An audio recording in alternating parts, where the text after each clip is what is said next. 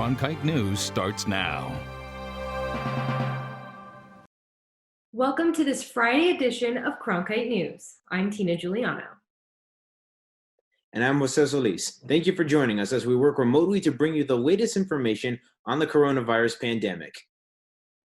An Amazon worker in the Tucson Fulfillment Center has tested positive for coronavirus. At least 8 warehouses across the country have reported employees with COVID-19.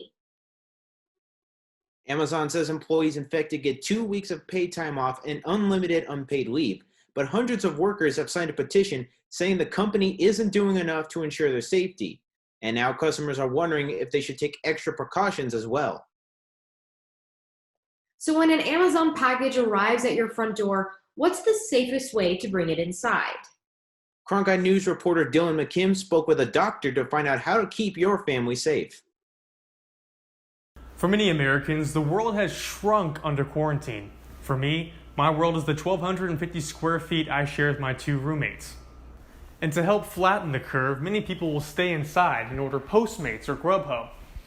And some even get packages in the mail. But according to Dr. Susan Wilder, getting packages and takeout doesn't mean you're safe from the virus. So I would treat every package and everything that somebody else has handled as if it might be infected. A study in the New England Journal of Medicine showed that the coronavirus can live on surfaces for long periods, up to 4 hours on copper, 2 to 3 days on plastic and stainless steel, and up to 24 hours on cardboard. We had a patient on the Diamond Princess cruise ship. They identified virus 17 days after the last passenger got off that ship. The CDC and World Health Organization claim the odds of contracting the coronavirus through the mail is very low, but there is still a chance that a delivery driver could be infectious and not know it. We're picking up a fair number of people who didn't realize they were infectious. If you do somehow get a package that is infected, it is very easy to spread it through your house through cross-contamination. Let's say I place this box on my counter, and then I open my drawer and pull out my scissors. Now every item and surface that I touched is infected, and it can be very easy to forget to wipe down everything you touched. On anything that was plastic or whatever, do a quick wipe down. That should be fine, or a spritz with a alcohol spritzer or a dilute bleach spray if that's safe. Dr. Wilder mentioned that some of her patients have kept their packages in a staging area for a couple of days. Others use gloves, but she warned that wearing gloves can give people a false sense of security. Gloves are no different than hands. They get contaminated just as quickly. At the end of the day, Dr. Wilder stressed that it is more important in the long run to be overcautious. So this is not something that we can be that complacent about, particularly people who are at high risk. Dylan McKim, Cronkite News. In a statement on April 2nd, the United States Postal Service said they're ensuring their cleaning standards are consistent with CDC recommendations, and they're providing sanitizing products to all of their supply chains.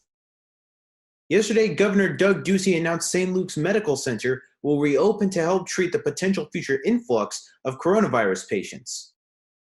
The medical center closed last November due to low patient numbers. This time, Ducey expects the medical center to provide over 300 additional ICU beds within the next 30 days. During the announcement, Ducey made sure to mention, quote, "Our hope is that we never have to use these beds," end quote. Ducey also made sure people knew this is a preparedness measure, as the state has had more time to prepare than others. The coronavirus outbreak has prompted the Arizona Supreme Court to schedule remote legal arguments in 6 cases, with attorneys appearing through video conferencing. The arrangement is an alternative to the court's standard practicing of hearing arguments in its Phoenix courtroom, or in alternative locations such as law schools. In response to COVID-19, the Department of Education recently announced most student loans will be automatically placed in forbearance through September 30th of this year. If you made a payment on a student loan after March 13th, you may even be eligible for a refund, according to the Department of Education. Yesterday, President Donald Trump said the 6-month pause could be extended past October, depending on the impact of COVID-19 on the economy. Many student loan customers have reported they have not received a notification, so you may want to check the status of your loan. The guidance does not apply to private student loans, some federal family education loans, or some Perkins loans programs. The Department of Education has created a frequently asked questions page on its website if you need more information. Religious holidays like Ramadan, Easter, and Passover are coming up. But during this time of social distancing due to the coronavirus, religious leaders have to reinvent the way they observe these holy days. I talked to leaders across the valley about what they're doing to celebrate these holidays virtually. Every year, Cindy Troiano and her family celebrate Easter. Our main thing is our focus is the Mass itself, is going and celebrating our Lord's resurrection. This year, people celebrating some of their most important holidays, Easter, Passover, and Ramadan, are coping with social distancing guidelines as the coronavirus pandemic spreads.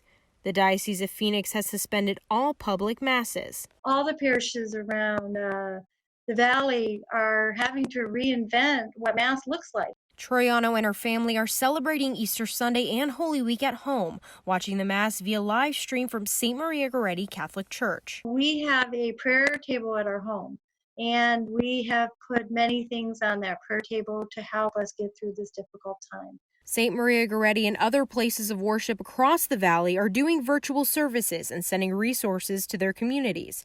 The Diocese of Phoenix even sent out a worship guide to the parishes. But right now it's really about getting making all these things available to our parishioners and to the greater community at large. So people are staying inside, using their computers and their TVs to attend services virtually. Across the valley, places of worship have created new ways to help their communities worship. At the Chabad of the East Valley, Rabbi Mendy Deitch is bringing Passover to temple members. We're doing all the time with lots of virtual classes and instructions and prayer services together.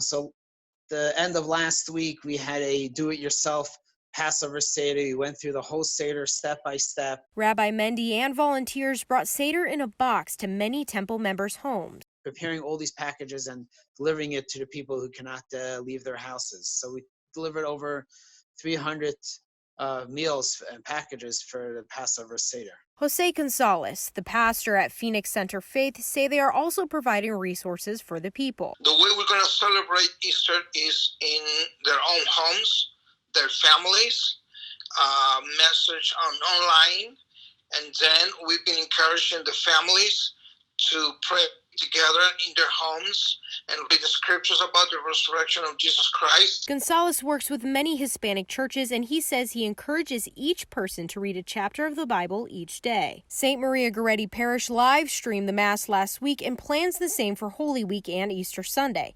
The staff has sent out emails with resources and prayer videos to parishioners. Since this all started, we've been sending out group emails to everyone on our mailing list via email. And then in our staff, they have been calling parishioners just to touch base, see how they are, and if there are any needs that they need. Despite its challenges, religious communities are navigating the pandemic with their focus set on worship. We are together as a family worshiping God, and no COVID-19, nothing's ever going to change that. In Phoenix, Tina Giuliano, Cronkite News. We want to hear from you now. How do you think people should celebrate their holiday with the current social distancing restrictions in order? Sound off on our social media platforms and join the conversation by going to our Cronkite News Facebook page. As temperatures continue to drop across the valley, rain chances are on the rise. Annabella Piunti is standing by now with a look at our 8-day weather forecast as we head into the weekend. Annabella? That's absolutely right, Tina. I have your weather here for the rest of the week. Starting off with tonight, we're going to have a little bit of a cooler night than we have had the rest of the week. Starting at 6 o'clock p.m., we're only going to see 74 degrees. We're going to see 71 degrees at the 8 o'clock hour, and then 67 degrees at 10 o'clock p.m. Moving on to your lows across the state for tomorrow. Up north, of course, things are going to be a little chilly with only low of 27 degrees in Flagstaff, only low of 38 degrees in Prescott, a low 55 degrees here in Phoenix, and a low 42 degrees in Globe. Moving on to your high temperatures across the state for tomorrow. Of course, things are going to warm up as we move throughout the day. Up north, only a high of 48 degrees in Flagstaff, though still a little bit chilly up north. A high of 55 degrees in Prescott and a high of 71 degrees here in Phoenix. And finally, only a high of 60 degrees in Globe. So tomorrow's going to be a little bit cooler than what we've been seeing the rest of the week. Moving on to your evening planner, we're going to start off with your weekend here first. Saturday, we're going to see a high of 71 degrees and a 20% chance of rain, guys. And then on Sunday, we're going to see a high of 78 degrees and mostly sunny. And then moving on to the rest of the week, those temperatures are going to increase throughout the week. We're going to see a high of 80 degrees on Monday, a high of 84 degrees on Wednesday, and a high of 87 degrees on Friday. For Cronkite News Weather, I'm Annabelle Punty. Have a great weekend. And finally tonight, there are 3 bear cubs who will be enjoying the weather in the wild for the first time in almost a year. The mother of the 4-month-old cubs was hit by a car and was most likely killed on impact. Arizona Fish and Wildlife rescued the cubs and have kept them in captivity until they felt confident they could survive on their own. They were released into a secluded area in central Arizona last week. The bears will probably stay together until they're used to the new environment, and then they'll go their separate ways. That's it for Cronkite News. From our homes to yours, thank you for watching. For Arizona news updates throughout the day, follow us on Facebook and Twitter, and find us online at cronkitenews.azpbs.org. Enjoy your weekend.